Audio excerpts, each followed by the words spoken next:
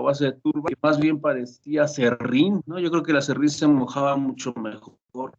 Nos costó mucho trabajo humedecerlo, de hecho tuvimos que inundarlo, echarle una tina y luego de plano saturarlo con agua porque no se mojaba. De hecho, después cuando se manejó la plántula no absorbía agua, entonces había muchos problemas para mantener bien hidratado el sustrato, ¿no? Entonces, estas son algunas marcas buenas. Growing Mix, bueno, la mezcla número 2, puede ser la mezcla número 3 para plántulas, otro es Phytoplant, entonces son a base de turbas. Cosmopit también es un sustrato muy bueno, muy bueno. En ocasiones podemos usar fibra de coco, ¿sí?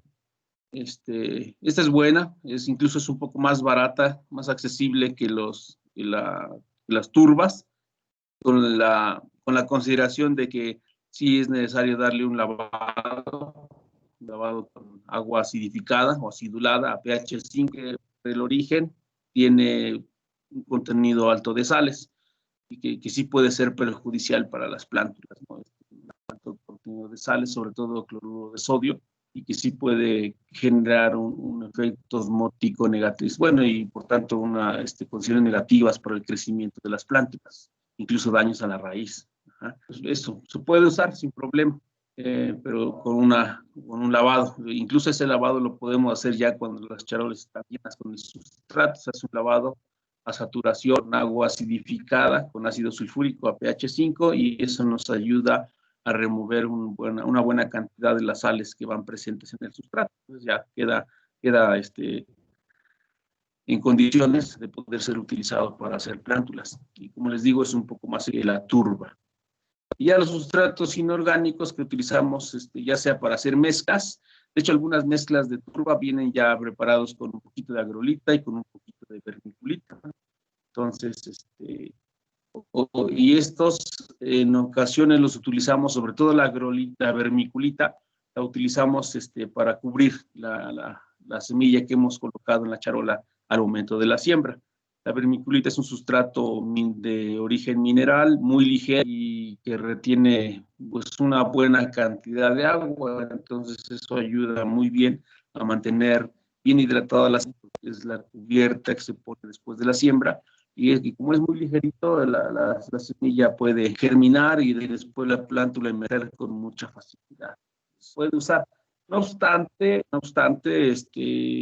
podemos utilizar también el mismo sustrato orgánico si no tenemos un sustrato mineral como complemento para la cobertura de la semilla después de la siembra, ¿no? Puede usarse este mismo, o si hay la posibilidad, podemos utilizar vermiculita. Básicamente para mezclar y mejorar un poco las características físicas de los sustratos, ¿no? Evitar la sobresaturación de agua, porque los sustratos orgánicos tienen mucha agua, una de las ventajas que tienen. Entonces, de hecho, por ejemplo, a veces cuando tenemos necesidad de sembrar las semillas para obtener plántulas en suelo, cuando hacemos sustratos en suelo, y si el suelo suele tener algunos problemitas, pues de estructura, de textura, que pudieran en algún momento limitar la emergencia, porque puede ocurrir eso de que hacemos la siembra, cubrimos con el suelo y luego hay problemas para la emergencia. Eso lo podemos resolver de dos maneras. Se hace la siembra de los almácigos, se cubre con suelo, muy ligera, una capita muy ligerita de suelo. A veces se utiliza una escoba ligera para pasarlas sobre los surquitos que hemos hecho, o a veces con unas ramas de la vegetación por ahí de algún árbol silvestre. La capa que debe quedar sobre la semilla es muy delgada, debe ser muy delgada, pero también tenemos el problema de que por ser muy delgada, pues tenderá a secarse muy rápidamente. Entonces, una forma de remediar esa situación y evitar que vayamos a tener problemas con nuestro porcentaje de emergencia, pues pueden ser dos formas. Una es que después de la siembra coloquemos una capa de paja, una capa de paja sobre la cual vamos a regar para que el agua no ejerza un efecto de golpeteo a la hora del riego y compacte la parte superficial del almácigo. Aparte de que la paja va a evitar que haya evaporación excesiva y se va a mantener húmeda esa capa del suelo con el que cubrimos el almácigo, y siempre va a estar blandita y húmedo para que facilite la emergencia. De tal forma que cuando observemos que las plántulas empiezan a emerger, retiramos esa capa de paja. Esa es una.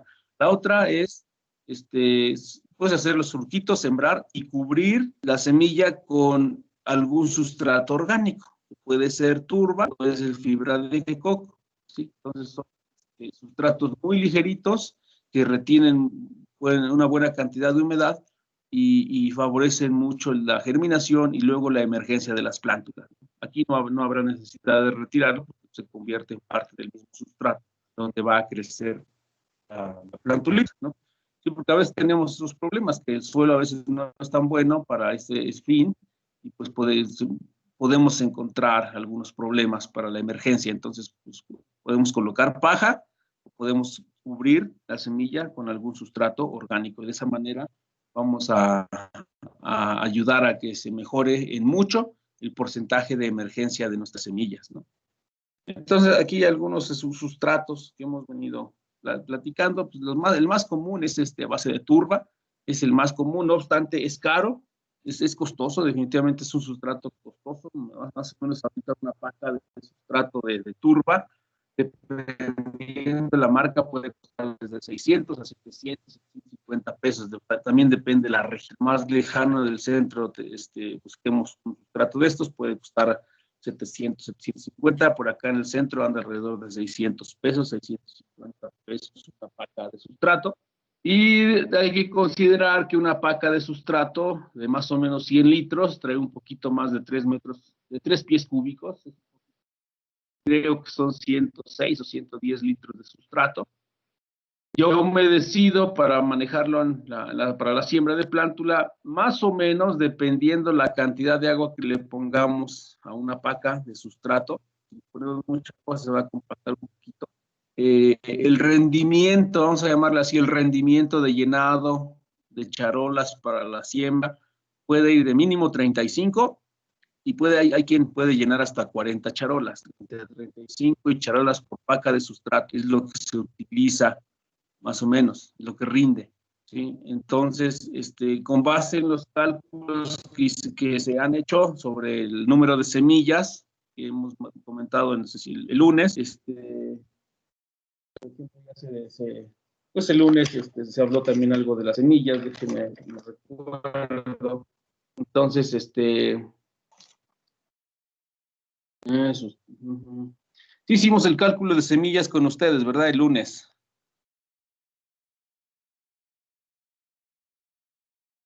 Sí, profe, sí lo hicimos. Sí, profe. Perfecto. Gracias, colegas. Entonces, ya con esos datos, cuando ya tenemos claro el número de semillas que vamos a utilizar, pues ahora lo que sigue es calcular pues, los otros requerimientos, ¿no? Entonces ya tenemos el dato del número de semillas. Ahora el siguiente paso sería determinar el número de contenedores, ¿verdad? Vamos a ver, el número de contenedores. Entonces, el número de contenedores o de charolas, pues va a depender del número de cavidades que tiene. Entonces, el número de cavidades que está aquí abajo es 60, 120, 180, 200, 338 y hasta 903 cavidades. Esta yo creo que es la última versión.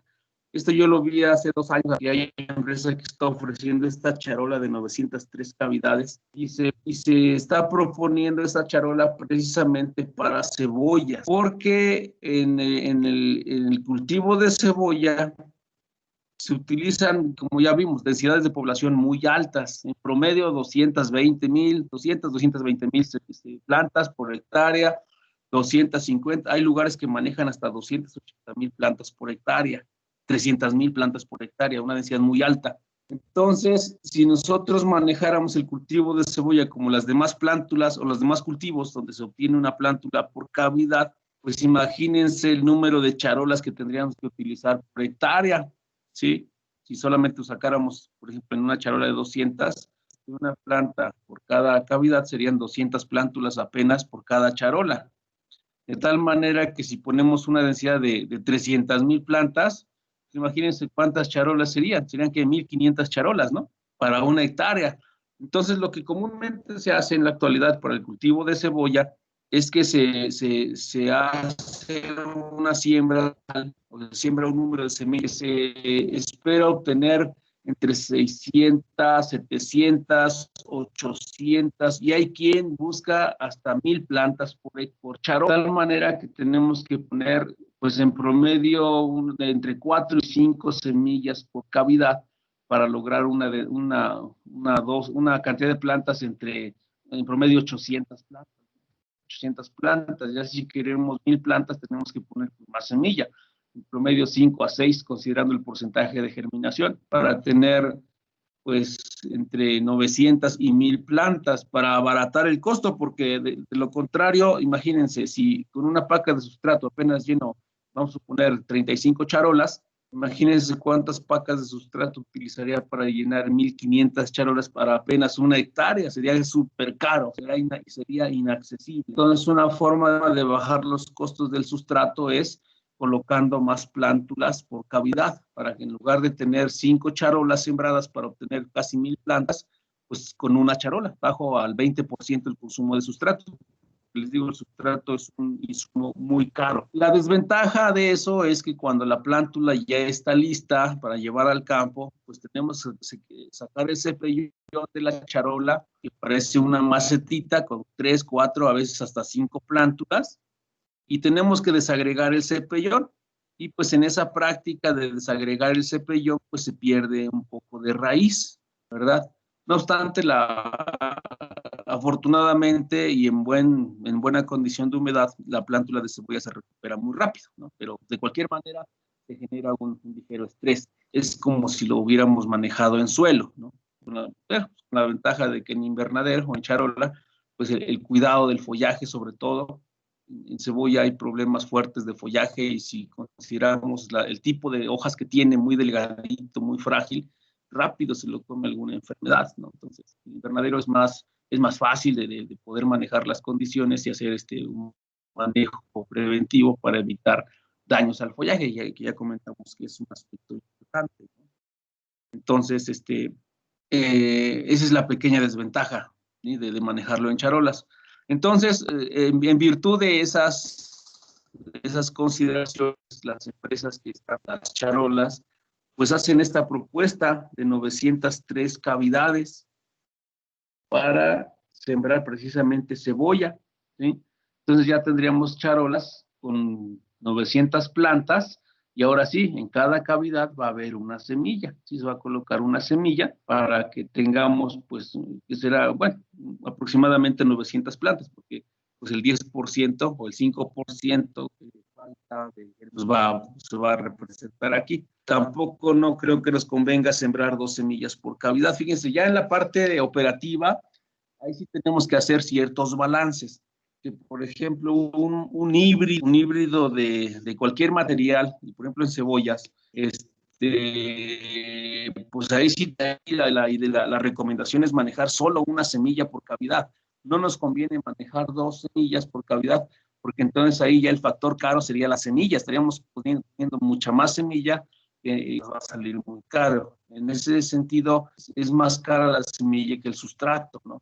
De modo perdemos, si trae un 90%, pues vamos a perder una X cantidad de sustrato, donde no va a germinar esa semilla, pero es mejor poner otra charola más con sustrato que poner muchas semillas que son costosas y después vamos a tener que desagregarlas para separarlas, ¿no? Al momento del trasplante. Habrá algunos otros materiales, por ejemplo, si comparamos un híbrido de jitomate, cuyas semillas, por ejemplo, cuestan 5 pesos o 10 pesos cada semilla, pues con mayor razón, o sea, la cantidad de sustrato en la que va a crecer la semilla, pues no se compara respecto al costo que tiene la semilla. Ahora, por ejemplo, si hablamos con algunos materiales criollos, como me comentaban el lunes, ¿no? Algunas variedades, por ejemplo, pues del mismo jitomate, el tomate de cáscara, son variedades de polinización abierta y que el costo de la semilla es barato, y que a veces por su origen en el campo no tiene un porcentaje alto de germinación, puedes tener un 80, 85. A lo mejor ahí sí podemos utilizar 2 semillas por cavidad, ¿no? De que pues, ahí el insumo más costoso pues sería el sustrato, más que la semilla, ¿no? Entonces, por ejemplo, un kilo de semilla de tomate pues anda costando que 1,000 pesos, ¿no? O sea, 1 kilo, o sea, 2 libras de una variedad, ya si hablamos de una variedad así comercial de campo, regional, porque ya una variedad ya comercial de las que venden ya en las casas comerciales, como el Verde Esmeralda, algo así, eso sí ya están caros, valen como 10,000 pesos, ¿no? La medida ya es algo costoso. Entonces, son situaciones que ya en el campo tenemos que ir balanceando para ver qué es lo más conveniente, si incrementar el número de semillas por cavidad o incrementar el número de charolas con cavidades disponibles para manejar una semilla pues, de alto costo. Ya comentábamos que tenemos que aprovechar al máximo, ¿no? Entonces ya están aquí los sustratos, como les comentaba, la turba que a veces puede venir ya mezclada, ¿sí? Puede ser turba de color negro o de color claro, así, negra o rubia. Yo creo que es el mejor sustrato, más que como les comentaba, es costoso, en general es un insumo costoso. Otro problema que se ve a futuro es que pues esto se va a agotar, ¿no? Las minas de turba o las turberas se están consumiendo, es prácticamente un recurso no renovable, pues para que se forme la turba en la naturaleza pasan miles de años. Entonces, pues va a llegar el momento en que esto pues, va a escasear y va a ser mucho más costoso. Entonces, eso nos hace que nos estemos dando a la tarea en la actualidad pues de buscar otras alternativas de materiales orgánicos para usarlos como sustrato, ¿no? Por ahí se pueden utilizar, alguien hablaba del sargazo que se está convirtiendo en un problema de contaminación de las aguas, eso puede ser una posible fuente, ¿no? Y otros vegetales, en algunas regiones, por ejemplo, los residuos de cascarilla de arroz, los residuos de café, en algunos lados están probando con los residuos de la industria azucarera, ¿no? Con el bagazo de caña, la fibra de coco, ¿no? Que actualmente es la vermiculita, pues también está a lo mejor de producción en función de que pues, va a haber mercado. Entonces, sí va a haber cambios en el futuro en relación con la turba, porque pues, esto se va a agotar. Va a llegar el momento que se va a restringir incluso su venta.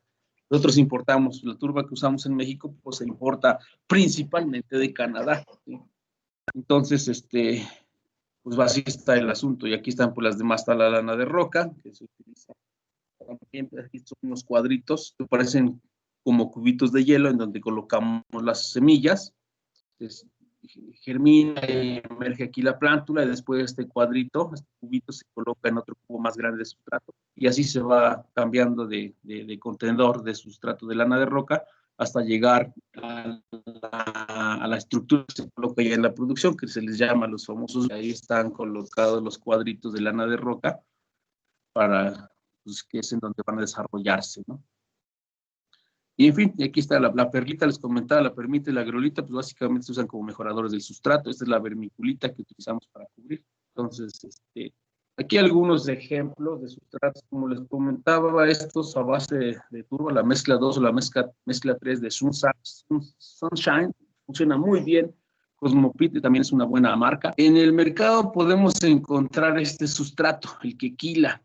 Sí es bueno, colegas, pero hay que revisarlo porque no viene envasado con un tamaño de partícula muy grande, trae mucho residuo entero y eso a veces ni siquiera cabe en las cavidades de las charolas, de 200, imagínense en una charola de 338, de 310, donde la cavidad es más chiquita, pues va a ser mucho más difícil llenarlas. Entonces hay que revisarlo, siempre hay que hacerle un agujerito por ahí para revisar qué tamaño de partícula tiene el sustrato, porque a veces viene muy grueso, muy grueso. Entonces, al menos para plántula no sirve, tal vez para macetería, para poner ahí plantas de ornato, puede ser que sí funcione bien, pero para plántulas no, porque es tan grande que a veces cuesta llenar las cavidades de las charolas y por el tamaño grande, pues eso va a implicar que se va a secar muy rápido, vamos a estar regando muy frecuentemente y la planta en algún momento puede tener problemas de abasto de humedad, la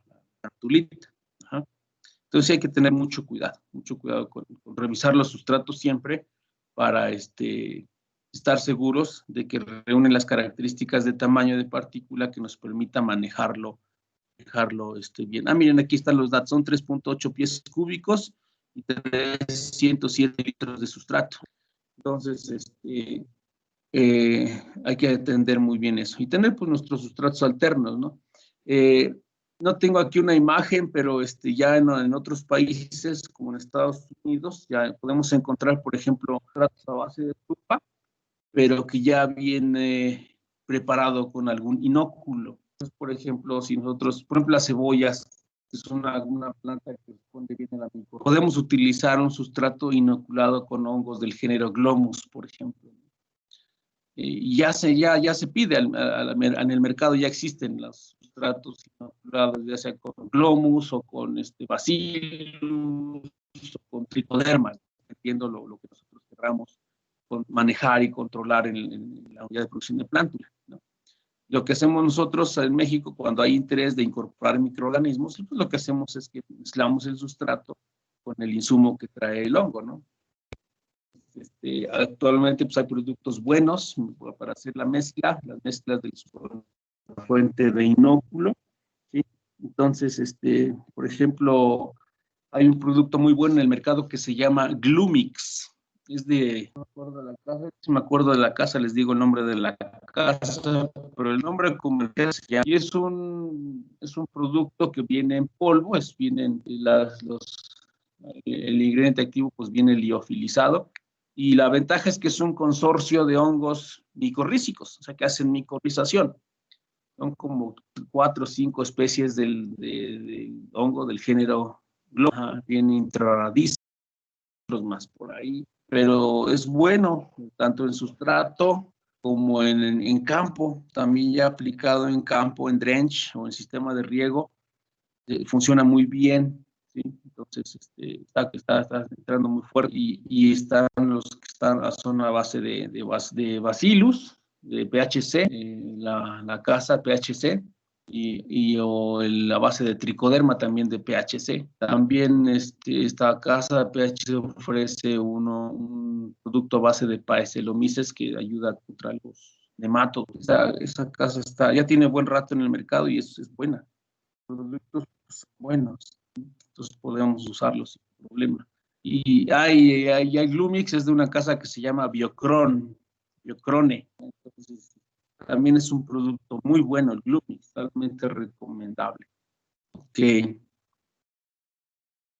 Entonces, de cualquier forma, tenemos que lograr, pues, al igual que comentábamos en el suelo, para los cultivos ya establecidos, para el caso de plántulas, pues también los materiales que utilicemos tienen que reunir ciertas características físicas que nos ayuden a tener un ambiente lo más favorable posible en la parte subterránea también. Si bien es cierto, vamos a controlar la temperatura, la humedad, la luz en la parte de arriba, pues abajo también la planta debe tener condiciones pues favorables que le permitan pues disponer de agua suficiente, que haya suficiente espacio lleno con aire, y de esa forma la planta va a tener un ambiente favorable que le permita pues, absorber agua y absorber los nutrientes.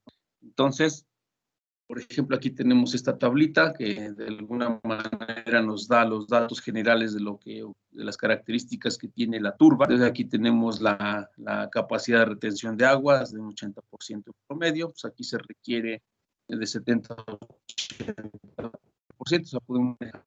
Entonces, por ejemplo, si mezclamos la turba como dice aquí, con un 5% de agrolita, pues todavía estamos en el intervalo, estaríamos en 71%, aquí, en este intervalo. La capacidad de aireación es un 13%, pero si le ponemos agrolita, pues la mejoramos mucho. Subimos mucho la capacidad de aireación. Ya si le ponemos más agrolita, podemos mejorar la aireación, pero ya estamos afectando otros parámetros. La capacidad de retención de agua baja demasiado, ¿sí? Luego el agua fácilmente disponible, más o menos está en un 40%, ¿sí? Un valor de 40, y ya si le ponemos agrolita, pues vamos mejorando, vamos bajándola, precisamente porque estamos el espacio poroso que no retiene mucha agua, ¿no? Y aquí está el agua retenida, también pues lo vamos bajando cuando vamos aplicando más sustrato inorgánico, en este caso perlita, ¿no? Entonces podemos jugar un poquito con esto, ¿no? A lo mejor ponemos un 5% de perlita y podemos poner un 5% de vermiculita y favorecemos la aireación, pero la vermiculita pues también es un sustrato que retiene buena cantidad de agua, si bien es mineral, retiene buena cantidad de agua. Bueno, no igual que el peat moss, pero sí mejor que la perlita. La perlita es un sustrato que se seca muy rápido, retiene mucha agua, eso sí, pero se deshidrata muy rápido, como es un sustrato de partícula pues, relativamente grande, pues, tiende a formar macroporos por los cuales circula fácilmente el aire. Es cierto, ayudamos a unos parámetros, pero provocamos deshidratación más rápida del sustrato. Entonces sí tenemos que pues, tener en cuenta eso para no llegar a un extremo que pueda ser desfavorable para nuestras plantas. Ok, entonces dentro de los contenedores, como les comentaba, pues bueno, si trabajamos en suelo, pues simplemente hay que hacer una cama elevada de mínimo unos 20 centímetros para que haya un buen flujo de agua cuando hagamos el riego, que se distribuya bien el agua en cantidad, y si acaso se nos pasa la mano, pues haya chance de que se mueva hacia abajo, ¿no? Esa capa de 20 centímetros para evitar que se sature el suelo en la región de las raíces. Las camas generalmente se hacen de 1 metro de ancho, como les digo, de unos 15, 20 centímetros de alto. Y la longitud, pues más casi siempre se manejan de 20, 25 metros cuadrados. O sea, de 15, 20, 25 metros de longitud por 1 metro de ancho, más o menos son 20 o 25 metros cuadrados de almácigo. Y pues dependiendo de la especie está el requerimiento de metros cuadrados. Muchas especies como tomate de cáscara, lechugas, ¿cuál otro? Chiles, jitomates, más o menos usan eso, entre 25, máximo 30 metros cuadrados por hectárea. Ya cultivos como cebollas pueden usar hasta 50 o 60 metros cuadrados de almácigo, o sea, serían 2 camitas de esas dimensiones. Se recomienda más o menos que sea de 1 metro, porque si hay necesidad de hacer alguna labor cultural como quitar malezas o hacer un ligero aflojamiento entre las hileras de plántulas, está la cama y se hacen sujitos de manera transversal respecto a la longitud de la cama, separados 10 centímetros, y ahí se coloca la semilla, la profundidad, pues 2-3 centímetros de profundidad de los surquitos, y como les comentaba, si se cubre con suelo, se recomienda colocar paja encima. Y ya si lo cubrimos con algún sustrato orgánico como turba o fibra de coco, pues fabuloso. Entonces, a veces entre las filitas, los surquitos que están a 10 centímetros, a veces es necesario dar una aflojadita o empiezan a salir por ahí algunas malezas. Hay que quitarlas. Entonces, una cama de 1 metro permite perfectamente hacer esas labores culturales sin mayor esfuerzo y rápido. ¿Sí? Así que rápido, porque la gente cobra. Entonces hay que aprovechar lo mejor posible el personal que tienes disponible, ¿no? Si lo haces más ancho, implica más esfuerzo y es más lento el avance para hacer cualquier actividad cultural en los almácigos, ¿no? Incluso las aplicaciones son más eficientes así, porque si es más ancho, puedes provocar desuniformidad al momento de aplicación. O sea, si das 2 vueltas, así puedes crear fitotoxicidad. O sea, muchas cosas pues, que se pueden prever desde pues, el diseño de las camas de almácigo, ¿no? Entonces, eso es en el suelo. Y ya pues en las charolas, como les comentaba, lo más común es que usemos charolas de unicel o de polietileno a veces, ¿sí? Estas, pues bueno, del polietileno rígido, estas son muy durables, pues son más costosas. Comúnmente usamos las charolas de unicel, casi siempre predominan en el mercado las de 200 y si acaso 338 o 310 cavidades, ¿sí? Bien cuidadas, pueden durar para varios ciclos, ¿sí? Más o menos ahorita una charola debe costar unos 30, 35 pesos, ¿no?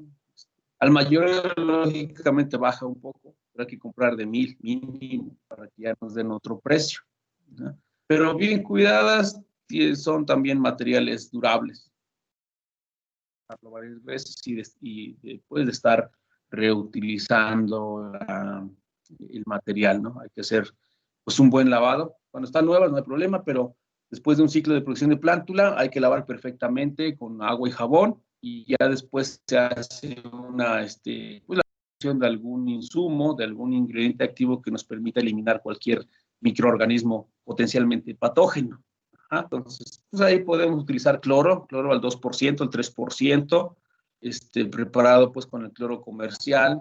Si podemos utilizar, pues también algunas sales cuaternarias, pues en el envase de las sales cuaternarias, ahí viene ya indicado las dosis que hay que utilizar, pues para superficies, charolas, agua, pues bueno, si se usa las dosis que viene indicado ahí, no hay mayor problema y es eficiente.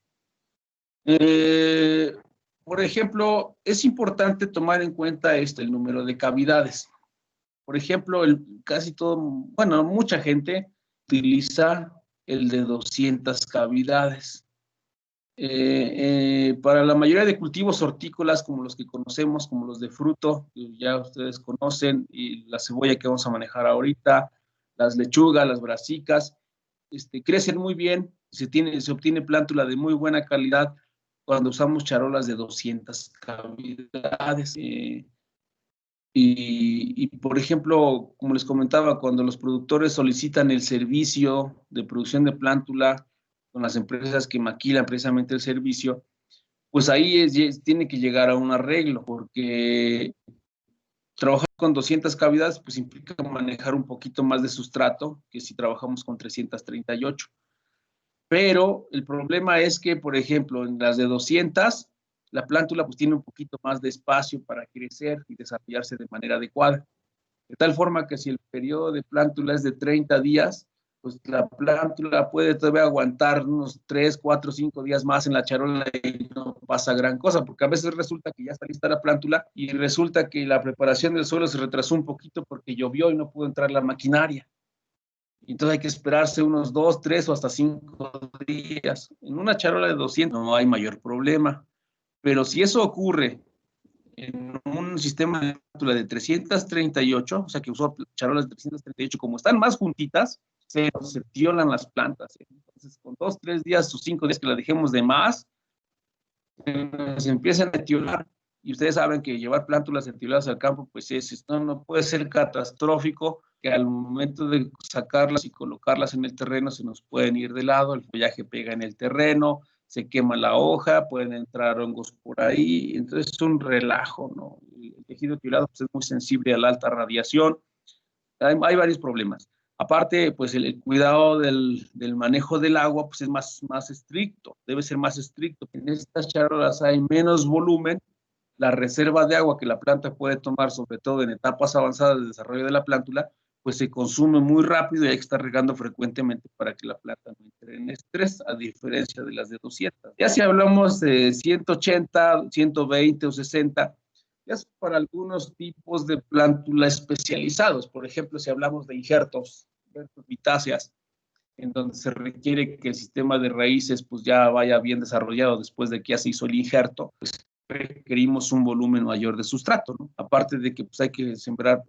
juntos o pegados en dos cavidades juntas, el patrón y el injerto, para que llegado el momento pues, se hace el injerto y después se retira el pie o la raíz de lo que fue el injerto, ¿no? Pero como va a pasar buen rato ahí en las charolas, pues sí se requiere una cavidad más grande.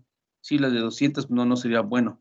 Funciona bien para jitomate o chiles, las de 200, pero ya para un cultivo más grande, sí se requiere un cepillón mucho más grande.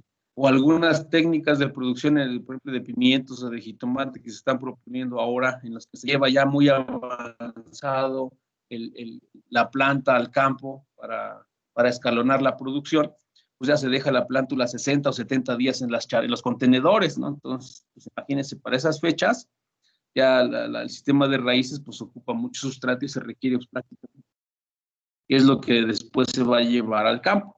Pero bueno, son situaciones especiales. Lo más común es que trabajemos con 200, 338 para lechugas y brasicas, por ejemplo, y tomates, chiles y las cebollas se siembran comúnmente en estos.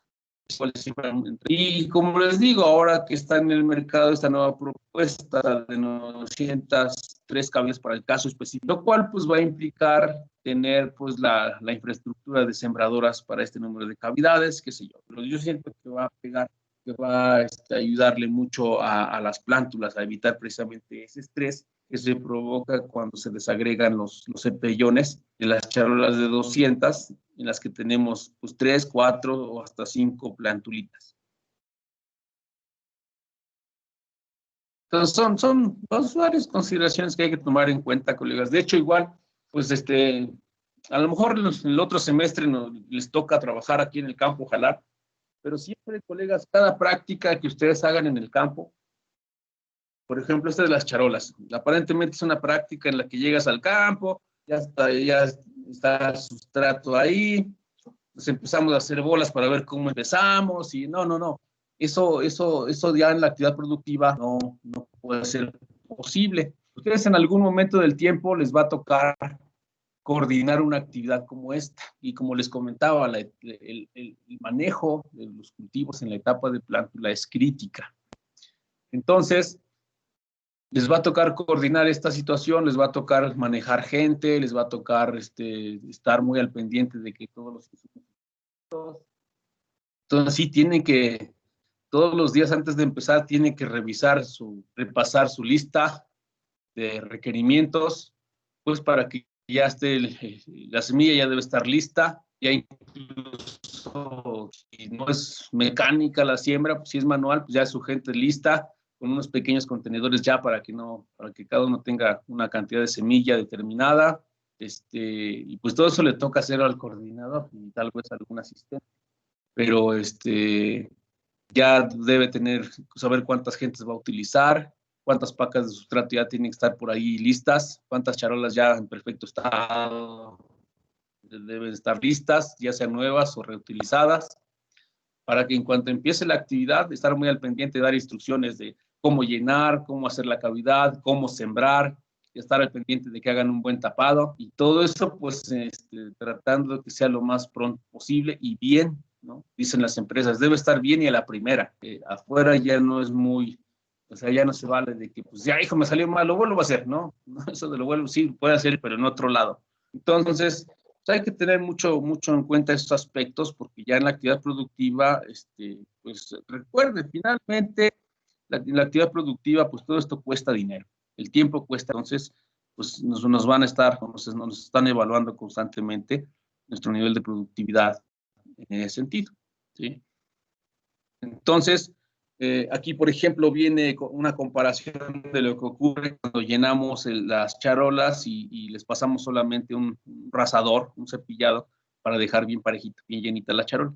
Entonces, por ejemplo, vean, en un sustrato grueso, la cantidad de agua que se puede retener en sustrato medio y en sustrato fino. ¿Y qué pasa cuando nosotros llenamos pues presionamos y volvemos a rellenar, ¿no? Entonces bajamos en buena medida estas condiciones, bajamos el contenido de agua que puede retener el sustrato y por tanto y la cantidad de aire.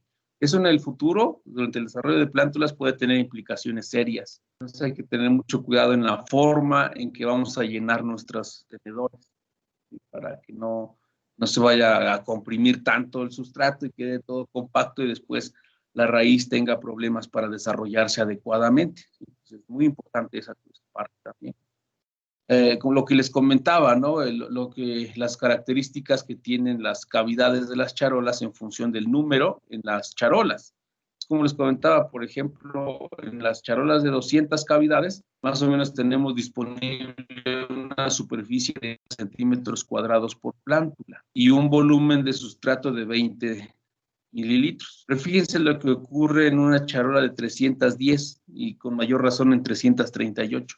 Bajamos la superficie, pues un 35%, le quitamos a cada plántula de superficie disponible para su desarrollo y vean ustedes el volumen de sustrato, solamente 10, o sea, la mitad. Por tanto, la reserva de agua que se puede mantener en este volumen, pues va a ser mucho menor, se va a consumir más rápido que en este tipo de charolas y por tanto la frecuencia de riego tiene que ser más alta. De lo contrario, la planta pues va a estar sufriendo por falta de humedad. Ya comentábamos que en esta etapa no es conveniente que ocurra. Entonces, las charolas en promedio tienen esta superficie, 2.178 centímetros cuadrados, y pues bueno, ya aquí están los datos. Eso como que hay predominancia en el mercado de manejar esta de 200 porque permite una buena área de crecimiento, de tal manera que no hay una competencia muy fuerte, al menos hasta el momento en que la planta está lista, los primeros 30, bueno, dependiendo de la especie, 28, 30, 35 días. El caso de cebollas puede llegar hasta 45 días. De hecho, en los archivos que les subí por ahí, les comentaba, está uno sobre cebollas y esos fueron 40 o 45 días. Y el otro de plántulas es como de 30 días. Entonces, eso les puede servir, pues, como guía. Finalmente ya uno lo ajusta dependiendo el requerimiento de la condición específica en la que uno esté, pero eso les puede dar idea de más o menos cómo se condujo un sistema de plántula que da buenos resultados. O sea, precisamente el de las hortalizas que viene ahí, ya no pudimos llevarlo al campo, pero el de cebolla sí salió muy bien, muy, muy bueno la plántula de cebolla. Entonces puede servir de buena referencia a esa bitácora que ya está ahí en nuestro espacio de trabajo. Entonces, como les comentaba, las charolas, pues, bueno, lo ideal es que siempre fueran nuevas, pero eso es imposible, por su costo. Entonces compramos charolas, después hay que hacer un lavado, después de cada uso, como se ve aquí la bolsa de detergente, se lavan perfectamente, y hay que enjuagar, y como les comentaba, podemos aplicar un desinfectante para eliminar el riesgo de algún patógeno, ¿no?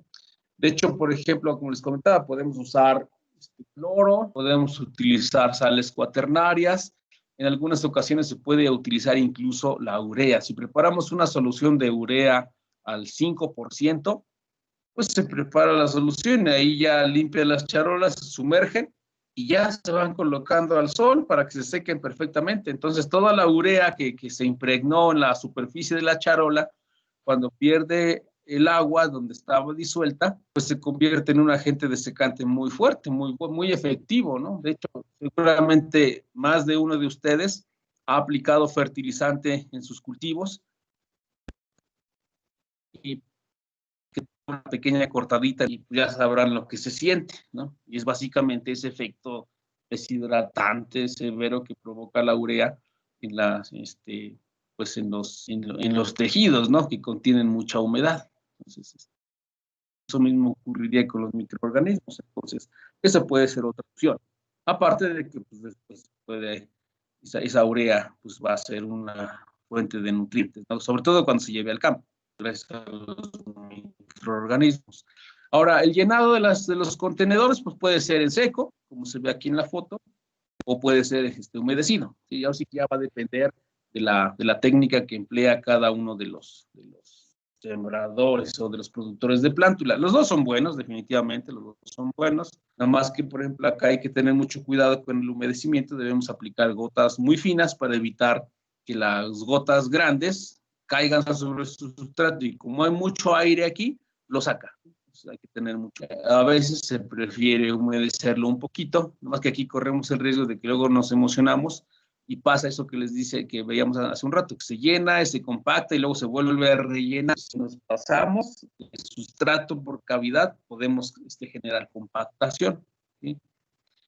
Ya si la siembra es con equipos mecanizados, pues ya es otra cosa, porque prácticamente ahí se va dosificando el sustrato y nomás se llena, se cepilla, más que ahí la condición es que el sustrato debe estar bien, bien desagregado, ¿no? Que no lleve partículas grandes, precisamente para que no queden huecos en las cavidades de las charolas, porque si quedan huecos en los conitos, luego el sistema de raíces pues no se forma adecuadamente y cuando queremos sacar las plántulas se troza y parte de la raíz se queda allá abajo porque luego se llega a adherir a las paredes de la cavidad, ¿no?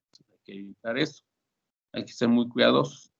Ya que llenamos las charolas con el sustrato, pues ahora lo que viene es hacer las cavidades de siembra. Puede ser con este rollo, este rodillo, que trae unas protuberancias de forma cónica. Estas coinciden perfectamente con las cavidades de las charolas. Este es un rodillo para charolas de 200 cavidades.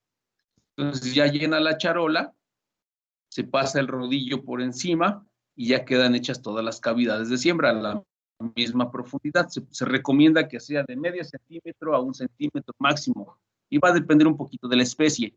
Por ejemplo, semillas como lechugas, pues máximo medio centímetro. Y ya semillas como brócolis, coliflores, coles, tomate de cáscara, chiles, tomates, esas pueden ir máximo a 1 centímetro.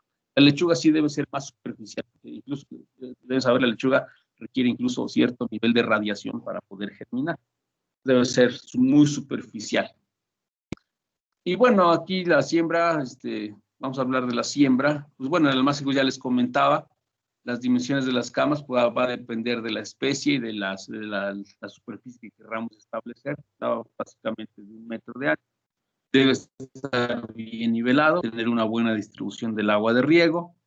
Como les comentaba, podemos hacer el uso de algunas cubiertas, tanto en el suelo como en la parte aérea, ¿no? A veces, por ejemplo, en algunas regiones de clima templado, el crecimiento pues empieza en marzo. Si queremos adelantar un poquito, podemos hacer la plántula un poco antes, entre febrero y marzo. Entonces lo que podemos hacer es el almácigo en suelo y le ponemos un microtúnel para protegerla, sobre todo, y cuando inicie la estación de crecimiento, en lugar de iniciar con la siembra del almácigo, pues ya estaríamos iniciando con el campo, lo cual implicaría pues ganar por lo menos 1 mes. Ajá. Entonces es una manera. Y pues bueno, cobertura, como les comentaba, riego uniforme, lo logramos con una buena nivelación, las camas pues sobre nivel para favorecer el drenaje, en fin. Pues ya en las charolas, como les comentaba, pues del número de semillas por cavidad, como les decía al inicio, pues va a depender pues incluso del costo del sustrato y del costo de la semilla, ¿no? Pero para semillas caras, costosas, sobre todo las de fruto, las religias de fruto, casi siempre se usa solo una semilla por cavidad, excepto el tomate de cáscara, que a veces se siembran algunas variedades regionales y pues a veces ahí podemos usar 2 semillas o 3 semillas, ¿no? Entonces, pero ahí lo que implica después es hacer un raleo, pues para dejar solo una planta por cavidad, que esa es lo ideal, ¿no? No obstante, por ejemplo, en algunas regiones del país en donde se siembra de temporada de tomate de cáscara, que hay regiones del rural o el riego rodado, ahí se siembra mucha semilla, de hecho se siembran 5 hasta 10 semillitas por golpe, porque es directo. Y después pues hay que hacer un raleo, ¿no? Para dejar el número de plantas que uno ha planeado por hectárea, ¿no? La profundidad ya la comentamos, la posición es bien importante, colegas. La posición de la semilla es muy importante. Por eso se recomienda utilizar estructuras de forma cónica. Y aquí se dan cuenta, igual es una especie de conitos. Entonces, lo recomendable es que la semilla quede lo más al centro posible de la cavidad. De esa forma aseguramos que el sistema de raíces va a crecer uniformemente ocupando todo el cepellón. Porque luego hay semillas problemáticas, las que están peletizadas o las que son esféricas, como las de Brasil. Y si no tenemos una cavidad cónica, esas semillas luego se nos van a las esquinas o a los costados. Entonces las dejamos ahí, luego cubrimos y resulta que el sistema de raíces se desarrolla en el cepellón. Por un lado el cepellón sí lo llega a invadir, pero una parte de la raíz puede quedar adherida a las paredes. Y cuando querramos sacar esa plantulita, nos va a costar un poco y corremos el riesgo de que se troce. Y si se troza, pues se pierde. Y si fue una semilla que nos costó 10 pesos, pues ya de entrada tiramos 10 pesos a la basura y de nada sirvió poner la semilla y manejarla durante 30 días, ¿no? Hay que tener mucho cuidado con esa parte. Por eso les comentaba pues, que hay que estar muy al pendiente de la gente que está haciendo la siembra. Si eso es con máquina, pues no hay problema, ¿no? Porque la máquina, pues sí lo coloca exactamente. Manual, muchas empresas de producción de plántulas es manual, el manejo es manual. Pocas tienen todas, bueno, todas las sembradoras y de todos los tamaños y para todas las charolas, ¿no? Entonces hay que estar muy al pendiente de la posición. La cobertura es otro aspecto. Como les comentaba, la cobertura puede hacerse con el mismo sustrato orgánico, ¿verdad? O bien podemos utilizar vermiculita, con las ventajas que ya les comentaba hace un rato. Entonces se hace la cobertura y entonces ya viene el riego a saturación. Un riego a saturación que permita, como su nombre lo dice, empapar todo el sustrato para que empiece el proceso de imbibición de la semilla y posteriormente el proceso de germinación y de emergencia de la semilla. Entonces, una vez que hacemos el riego a saturación, pues hay que guardar las charolas en un ambiente más o menos cálido. Ajá. Entonces, tenemos Aquí, por ejemplo, en la siembra y la cobertura pueden ocurrir dos cosas antes del riego. Entonces, como les digo, hacemos la siembra, cubrimos y puede haber dos posibilidades. Cuando ponemos el sustrato para cubrir la semilla, se recomienda aplicar ahí sobre ese sustrato una mezcla de agua con fungicidas, ya sea que usemos Captan o que usemos Intergusan. El Intergusan es un fungicida su espectro es un poco más amplio que el Captan. Entonces, se aplican más o menos a dosis de 3 gramos por litro. La mezcla se aplica sobre las charolas antes del riego a saturación, para que con el riego a saturación logremos incorporar este fungicida en el sustrato para que la semilla quede protegida. Ajá. Entonces, es una de las consideraciones. Si nosotros queremos utilizar microorganismos en lugar de fungicidas sintéticos, entonces lo que se hace es que se siembra y sobre las charolas sembradas sin cubrir se aplica la mezcla que lleva el tricoderma. Y ya que hemos aplicado la mezcla que lleva el tricoderma, ahora sí cubrimos, ¿sí?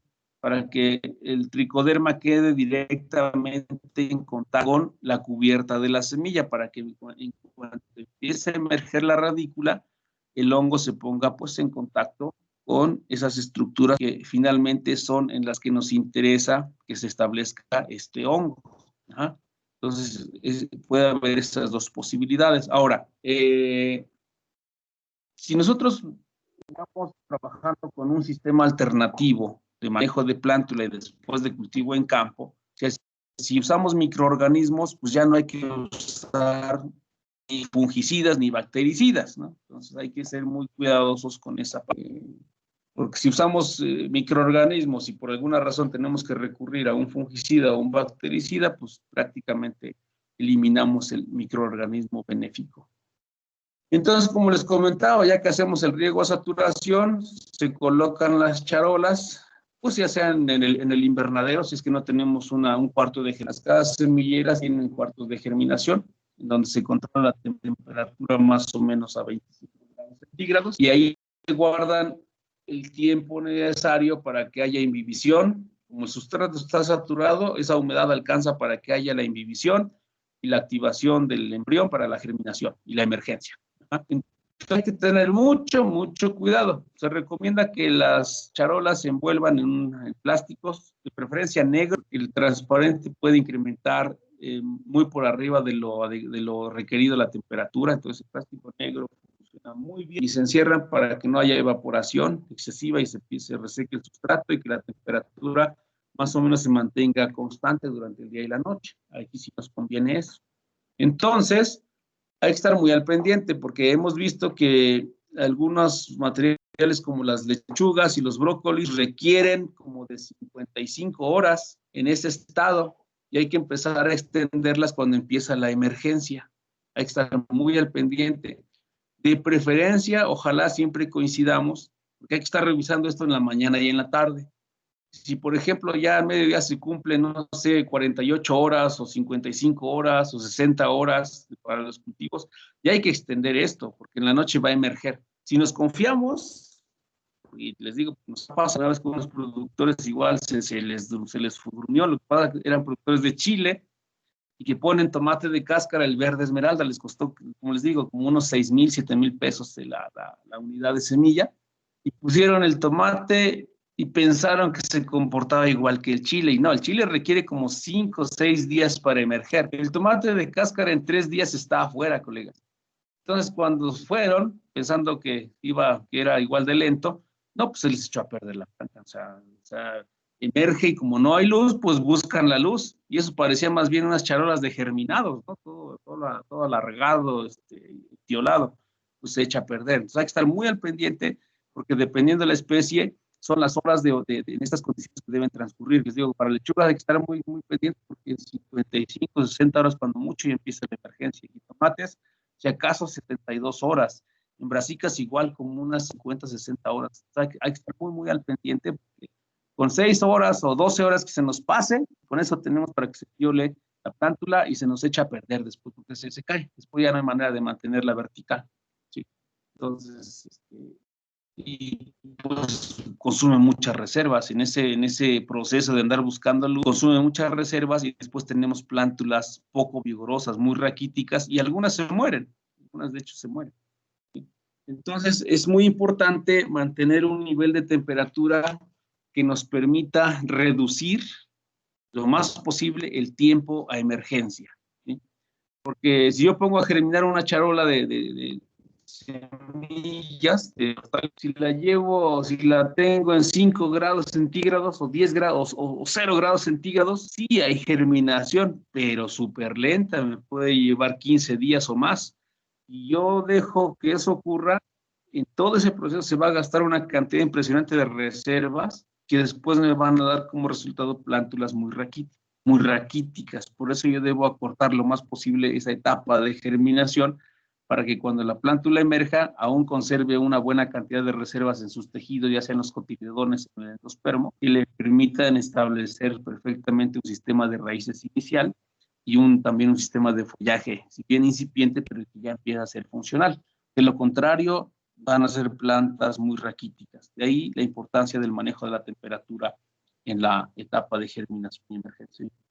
Y curioso, ya que emergen, ahora hay que bajar un poquito la temperatura. Si en la germinación teníamos una media de 25, ya durante el crecimiento hay que bajarlo como a 20 grados, 20, 22, y eso se logra colocando pues Oiga, plásticos opacos. Sí, colega. Perdón que lo interrumpa, profe, pero ya son 8:30 y nos dijo que íbamos a hacer un examen. No, ¿qué cree? ¿Qué cree? No, mejor lo dejamos para la siguiente sesión porque algo de esto va a venir en el examen. Ah, muy bien, profe, entonces, Sí, bueno, eso colega, era muchas lo que le gracias. iba a decir. No, sí, perfecto, qué bueno que me acordó. Sí, lo dejamos para el lunes, ¿no? El examen. Sí, profe, está muy bien. Sí, gracias, colega, gracias.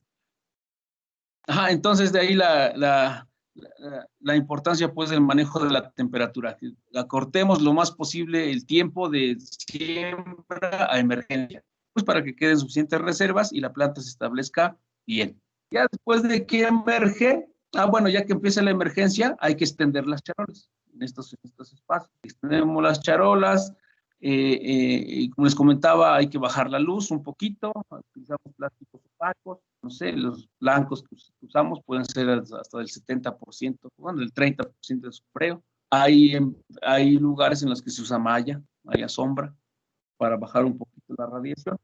Y ojalá coincidiera esa práctica. Lo recomendable es que extender las charolas sea en las tardes, para que ya que hay poca luz, empieza la emergencia rápida, toda la noche, que no hay luz.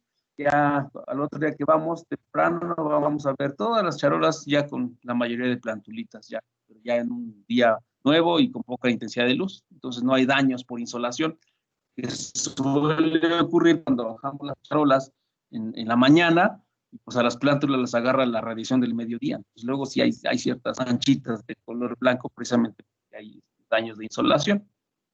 Ya que emergen las plantas, pues hay que estar al pendiente de los riegos. Yo tuve una emergencia buena, es decir, rápida, quedan suficientes reservas para que la plantulita sobreviva sin problemas los primeros 5 a 7 días. En ese lapso, lo único que hace es riego, sin solución nutritiva, solo agua, porque pues, la planta tiene reservas todavía y no tiene sentido aplicar solución nutritiva porque el sistema de raíces pues, es incipiente, realmente no es funcional todavía al 100%.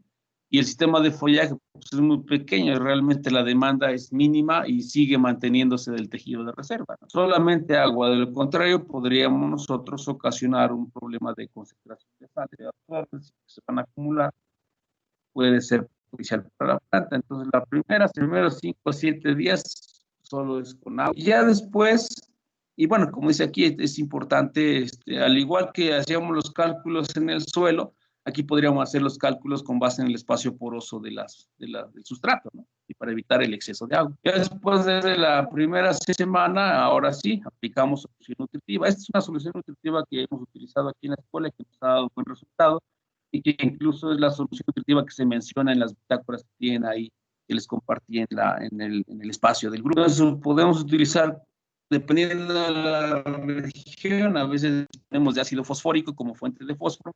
En algunos lugares utilizamos, hay chance de utilizar fosfato monopotásico, cualquiera de los dos.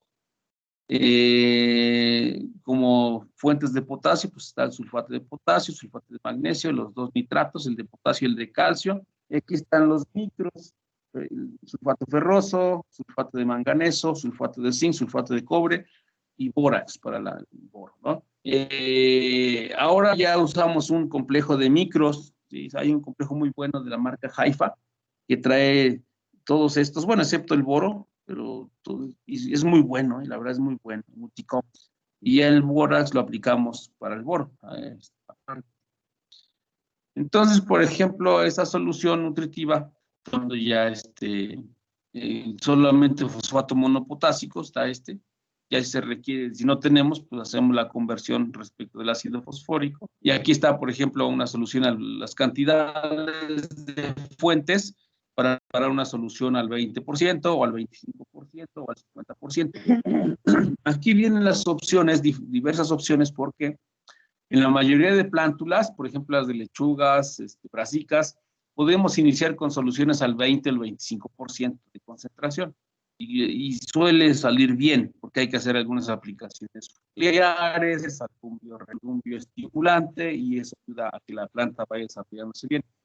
De cualquier manera, la planta nos puede indicar si algo está fallando, ¿sí? Pero hay especies que se tardan más en el almácigo, como las cebollas, que pueden tener hasta 45 días de manejo de plántula.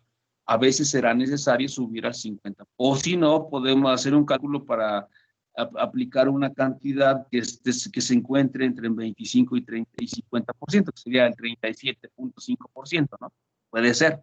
La plántula les va a indicar de alguna manera si algo está fallando. De cualquier manera, si algo está fallando en la nutrición, hay que revisar estos. La solución nutritiva debe manejarse siempre con un pH máximo de 5 puntos. La solución nutritiva debe encontrarse entre 5 y 5.5 de pH. De esa manera aseguramos que el fósforo está bien disponible, no hay problemas con el calcio, y además los micros van a estar disponibles, ¿no? Aquí están las cantidades de micronutrientes, de fuentes de micronutrientes. Si usan el Multicom, el bórax pueden seguirlo usando, ¿no? Son 15 gramos por mililitro. Pero el Multicom, ese se utilizan 25 gramos por cada mililitro, ¿no? Ese es multimicro, es un combo. Es otra, que les comentaba que trae los metales, todos los metales, ¿no? El hierro, el cobre, el manganeso, vienen quelatados, ¿sí? Entonces, es otra, luego les venden quelatos de elementos que no son metálicos, eso no existe, ¿no? Usados con las casas comerciales. Entonces, aquí están los datos, ¿no? Entonces, para preparar una buena solución nutritiva, hay que tener por lo menos el 80% del volumen que vamos a trabajar. Si son 1000 litros, pues 800 litros. Acidificamos con ácido sulfúrico y cada fuente por separado se tiene que estar diluyendo. Para diluir bien cada fuente hay que tener una cubeta también con al menos el 50% de volumen, y vamos agregando lentamente cada uno de estos para solubilizarlo bien. Ya que aplicamos todas las fuentes, pues hay que aforar a los 1000 litros y medimos el pH, y como máximo debe quedar en 5.5. Si se requiere, ponemos un poquito más de agua. Y ya, está lista para usar. Entonces aquí están las diferentes fuentes: nitrato de calcio, nitrato de potasio, sulfato de magnesio, sulfato de magnesio, es el monofosfato, el fosfato monopotásico, sulfato de magnesio y los micros, y la balancita. Ahora ya hay otras más de pilas, ¿no? Ya podemos estar cargando nuestra balanza, ya está en el morral, ¿no? Son totalmente portátiles. Y bueno, la solución nutritiva, pues hay que estarla aplicando, pues a veces todos los días. Podemos alternar un día sí y un día no, y el día que no lleva solución ponemos agua para que haya suficiente agua en el sustrato y que no se sature de sales, que las sales pues en su mayoría puedan absorberse por la planta, ¿no? Entonces, ya el número de riegos va a depender del día o del ciclo de producción de planta. El momento de aplicación, pues preferentemente por la mañana, para que el sustrato esté húmedo y con carga de sales, para que después de las 10, 11 que empieza a de manera importante la tasa de respiración y la tasa de fotosíntesis, pues la planta tenga oportunidad de estar tomando el agua y los nutrientes de la solución que se encuentra en el sustrato, ¿no? A veces, pues se recomienda aplicar algunos fertilizantes foliares, dependiendo la presentación, más o menos se manejan, pues, en promedio unos 3 mililitros por litro de agua. Ajá. Yo uso mucho el de Baifolan, el de Bayer, muy bueno, trae todos los macros y micros, pequeñas cantidades, pero viene todo. Incluso trae algunas vitaminas. Cuando uno destapa el envase del Baifolan huele a complejo B. Entonces, es muy bueno, que trae por ahí también algunos toques de reguladores, ¿no? Pero muy, muy poquito. Y podemos aplicar algunos bioestimulantes cuando manejamos en la época calurosa cultivos que no requieren tanta temperatura, pues para evitar el daño o el estrés, pues usamos algunos bioestimulantes. Podemos utilizar algunos bioreguladores para estimular formación de raíces. Aquí el raizal, el root. Podemos utilizar uno que se llama routing también, es muy bueno también. Entonces, podemos utilizar otros inductores, por ejemplo, tricoderma, que es un microorganismo que ayuda a incrementar el número de raíces en las plantas y ayuda a que haya un mejor enraizamiento. Entonces, también, si no queremos usar algún producto de base sintética, podemos recurrir al uso de microorganismos que, aparte de ser antagónicos, nos ayudan a que la planta tenga un mejor sistema de raíces. Aunque algunos bioreguladores o bioestimulantes son de base orgánica, algunos pueden estar permitidos. Y ayuda, la verdad es que ayuda a mejorar el sistema de raíces para que el cepellón quede bien ocupado por la raíz, ¿no? Ahora, problemas, siempre va a haber problemas. Si no controlamos bien el manejo del agua, pues vamos a tener problemas con dumping off. Es el problema número uno, pero sí lo podemos controlar y evitar, incluso si manejamos bien el problema. En cultivos como cebolla, un problema fuerte es botritis. Nos come, pero rápido el follaje, porque en esa etapa de desarrollo, los primeros 15 días, son puros hilitos los que hay sobre la charola. Entonces llega por ahí el hongo, y en horas nos puede acabar, de un día para otro puede acabar toda la planta. Bien se recupera mediante tratamientos, pero sí le cuesta un poquito. Es una planta muy, hay que evitar en lo posible la presencia de esto. Incluso podemos recurrir a aplicaciones preventivas.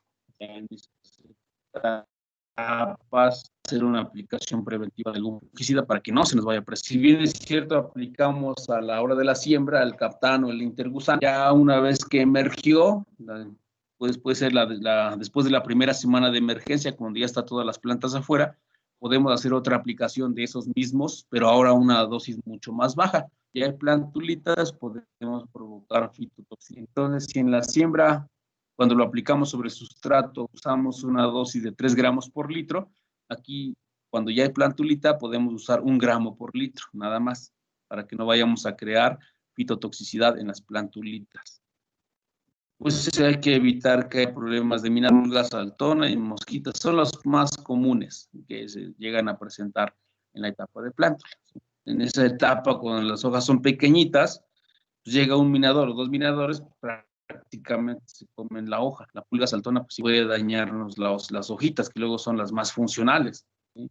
Mosquita blanca, pues aparte de que puede dañarlas por el consumo directo, pues aquí el problema es la transmisión de virus, que a veces no se alcanzan a detectar en los almácigos, sino más bien ya en las primeras 2, 3 semanas después del trasplante empieza la manifestación de virus.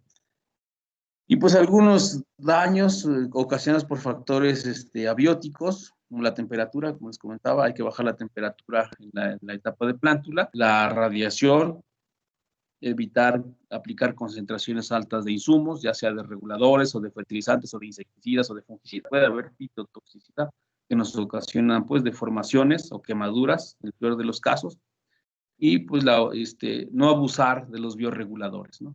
Y luego vemos que funciona bien y pues si una vez funcionó, pues ponle 2 o 3 veces va a funcionar mejor, y no es cierto. Podemos crear fitotoxicidad. Algunos de los hongos que pueden formar el complejo de Dampino pueden estar todos o pueden...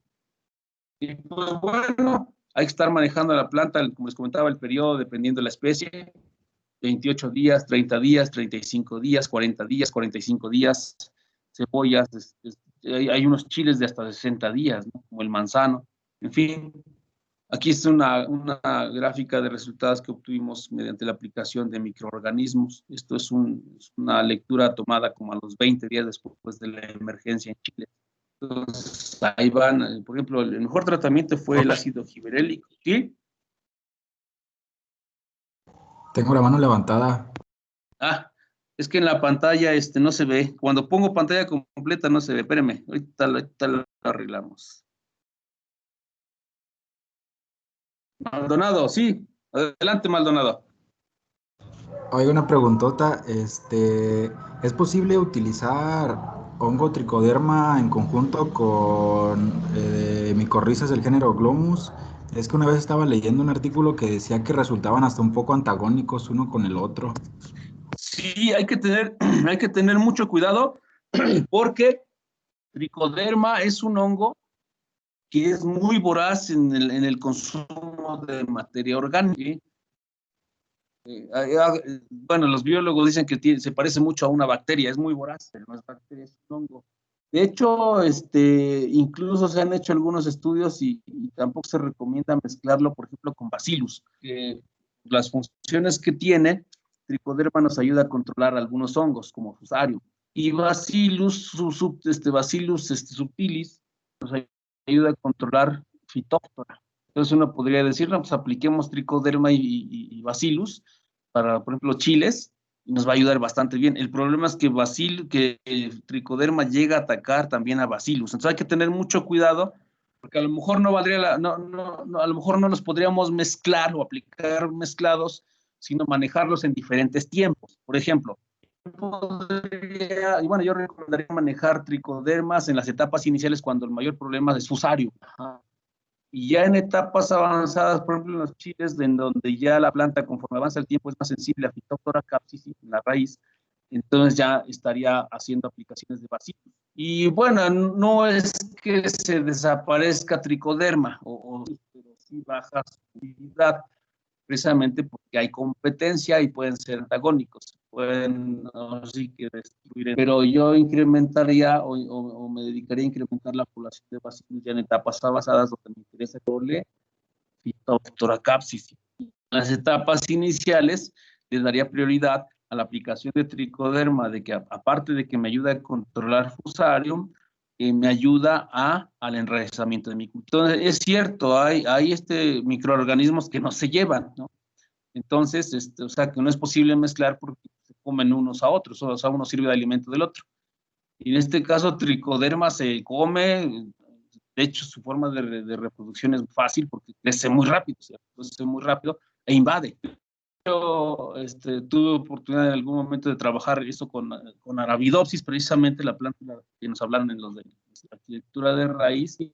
Resulta que tricoderma, para ver los efectos sobre el enraizamiento, se tiene que aplicar una vez que ya germinó la semilla. Porque si le aplicas tricoderma sobre la semilla de tricoderma, ¿qué creen? Se la come, ¿sí?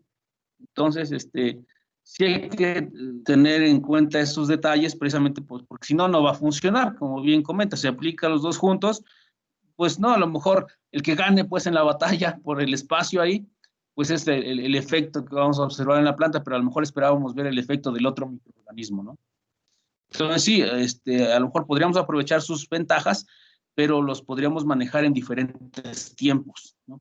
Para aprovechar precisamente esas ventajas, colega. Pero sí, efectivamente.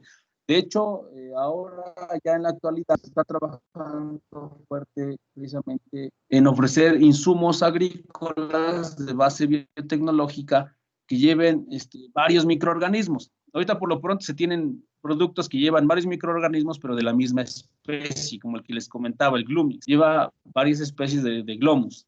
Otros de tricoderma, pues llevan varias especies de tricoderma. Puede ser el tricoderma harzianum, el viride, atrovirens, qué sé yo.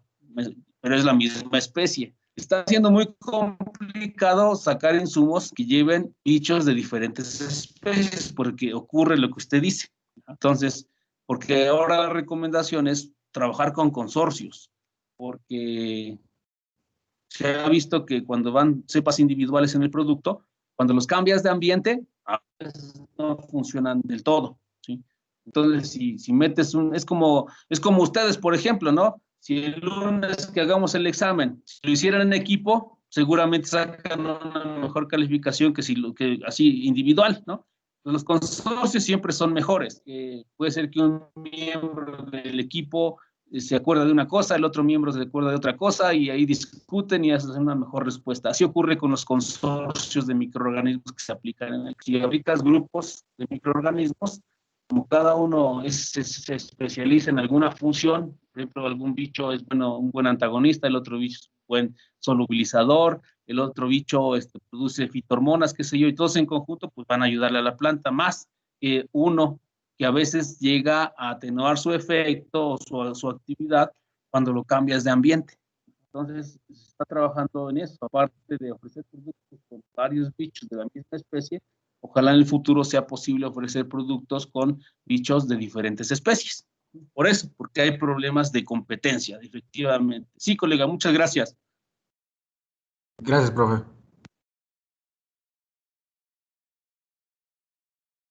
Ok, entonces ya estamos manejando nuestros cultivos. Como les digo, podemos usar microorganismos, es posible ahora ya, como les digo, aplicados a la semilla. Pues la ventaja es que a lo mejor es un poco más lento respecto del tratamiento solo con ácido gibberélico a 200 o 400 partes por millón durante 12 horas. Pero la ventaja es de que al final del ciclo, a los 35, 40 días, prácticamente todos los tratamientos llegaron al 90%. La ventaja aquí es que cuando usaste microorganismos, las plántulas que llevas al campo ya van inoculadas. Es una gran ventaja. A lo mejor se ve un poco más lento y se observa eso porque al parecer para que la planta establezca relación con estos microorganismos tiene que gastar un poquito de energía en exudados para establecer, emitir pues las señales que se requieren de identificación con el microorganismo. Pero ya una vez que se da la asociación, se recupera este crecimiento, ¿verdad? Entonces tiene esa ventaja de que ya llevamos plantas inoculadas al campo. Entonces, ya que estamos llegando al ciclo, terminando el ciclo de plántula, pues hay que hacer un endurecimiento de plántula para que no salgan así totalmente turgentes, porque si las sacamos tal cual, se queman. Entonces, los últimos 5 días o 7 días hay que bajar un poquito la humedad. La idea es estimular la síntesis de lignino en el tejido para hacerlo más duro, que no sea tan quebradizo. Entonces bajamos un poquito los riegos, ya sea en frecuencia o en volumen. Podemos bajar un poquito el nitrógeno, ¿sí? Ese ligero estrés provoca endurecimiento de los tejidos, ¿sí? Si podemos, retiramos la sombra parcialmente y hacemos que la temperatura varíe también un poquito. Entonces, de esa manera se dan cuenta las plántulas tienen este aspecto y no es que estén mal manejadas, sino que ya están listas, endurecidas para llevarlas, para sacarlas y colocarlas en los contenedores con los cuales vamos a llevarlas al campo. Entonces, a veces se recomienda hacer esto, a veces no se hace, a veces sí se hace. Ya cuando las charolas están listas, como esto, lo que se hace es que se sumergen estas charolas en unos contenedores que tienen esta mezcla. Tienen un insecticida, un fungicida, un bactericida, un enraizador y nutrientes. Se sumerge para que el cepellón absorba esta mezcla. Ya que se absorbió esta mezcla, ya sea para convencionales y orgánicos, hagan de cuenta que ya como se va la plántula del invernadero, pues le ponen su lunch para que no sufra cuando se establezca en el campo, ¿no? Ahora sí que lleva su torta, ¿no? Su lonche. Entonces, va en el cepellón, pues todo esto que va a absorber, todos estos son sistémicos, la planta los absorbe y ustedes saben, el imidacloprid puede tener hasta 30 días de protección contra áfidos, ¿no? Y así. Y ya sacamos las plántulas, las ofrecidas se llevan al campo y se establecen, ¿no? Así, de esa manera cerramos el ciclo de producción de plántula y otra vez a desinfectar y todo lo que implica, ¿no? Entonces, a grandes rasgos me interesaba que comentáramos también esta parte de la plántula, porque pues, es una etapa vital para el manejo de nuestros cultivos hortícolas, ¿no? Entonces, si no hay preguntas, vamos a dejarle acá y nos vemos el viernes, colegas. Nos vemos el viernes para seguir